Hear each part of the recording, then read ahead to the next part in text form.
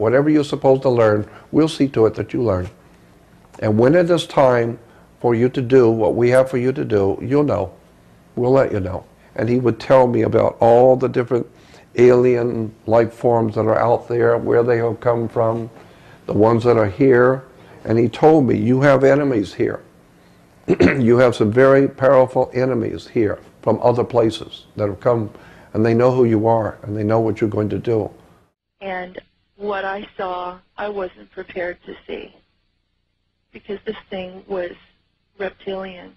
It had a totally human form in every respect, in terms of, you know, the appendages and the configuration on the body and all of that.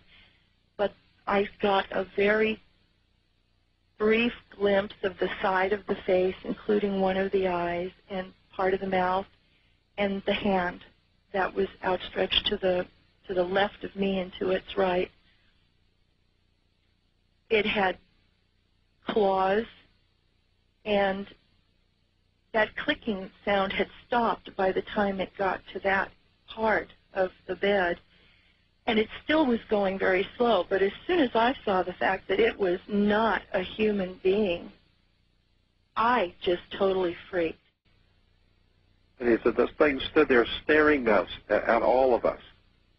And he said, I was amazed. Even the children didn't cry. No one could do anything. They were so frightened. He says, and it finally decided that we were not a threat to it, so it turned like it was going to leave, and then it stopped and turned back around and looked at the men, and it never said a thing.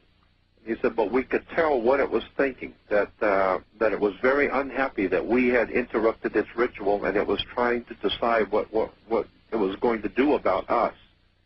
And he said, and it finally turned, and in just a flip of an eye, he said, just a twinkling of an eye, it was gone. Zing, it was gone.